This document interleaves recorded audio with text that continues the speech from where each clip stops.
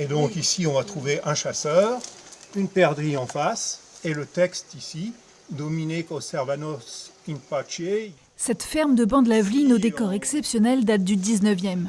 Bien que caractéristique de l'habitat rural des Hauts-de-Vosges, elle est condamnée en l'état à tomber en ruine. C'est un bâti qui n'est pas suffisamment connu pour sa richesse à la fois en qualité thermique, mais aussi pour sa richesse en décor. Ça fait partie de notre patrimoine, de notre culture. Mais pourquoi il disparaît? Aujourd'hui, il y a quand même un désintérêt des jeunes du patrimoine d'une manière générale. Fort de ce constat préoccupant, le service de l'inventaire de la région Grand Est a recensé dans 120 communes des Hauts-de-Vosges ces anciennes fermes qui ont durant des siècles participé à la structuration du paysage agricole d'alors. On est sur une variante de la grande ferme lorraine, et donc sur Saint-Dié avec des particularismes qui sont entre autres le décor. Au moins au-dessus de la porte, les initiales des propriétaires et la date de construction.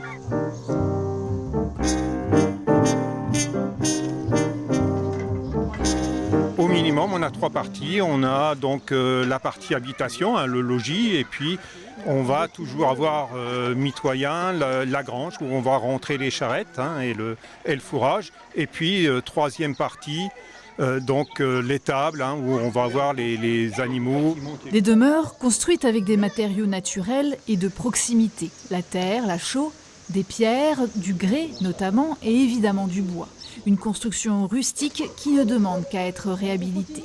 Première propriété, c'est l'inertie, puisqu'on a des murs qui font au bas mot 50 cm d'épaisseur. Donc on a une inertie naturelle qu'on ne va pas retrouver dans les constructions modernes.